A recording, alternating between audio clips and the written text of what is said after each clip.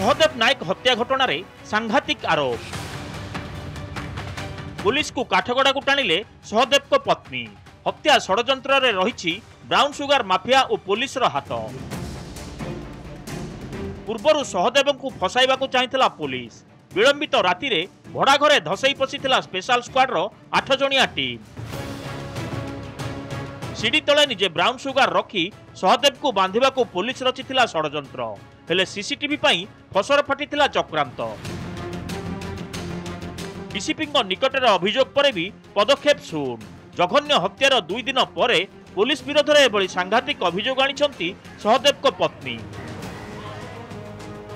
बस्ती को निशामुक्त करने पई अभियान चलाइथिले सहदेव। पुलिस को देउथिले टिकिनिखी सूचना, जहाकु नै खपाथिले निशा माफिया। तेणु पुलिस चांदा पाइबा आशारे सहदेव को फसाइबा पई रचिथिला षड्यंत्र।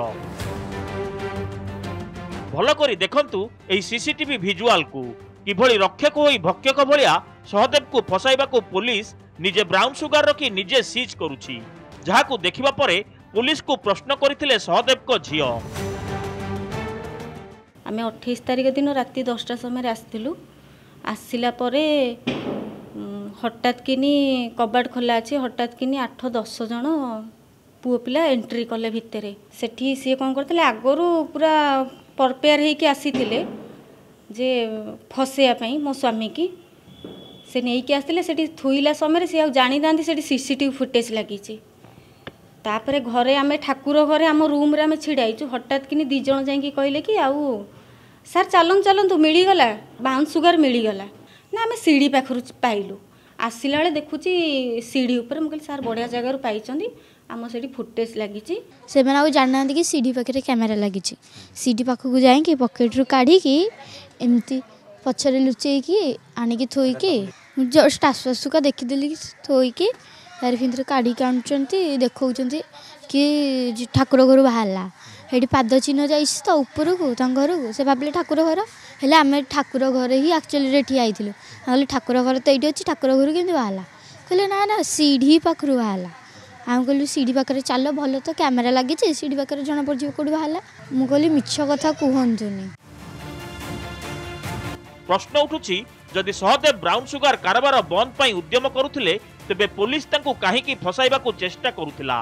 केदारपल्ली बस्ती रे ब्राउन सुगर कारबार करुथुबा मास्टरमाइंड को बांधिबा को काहेकि साहस जुटाउनथला पुलिस ना निशा कारबार खबर देउथिबा सहदेव को चुप करबा को चाहुथला पुलिस।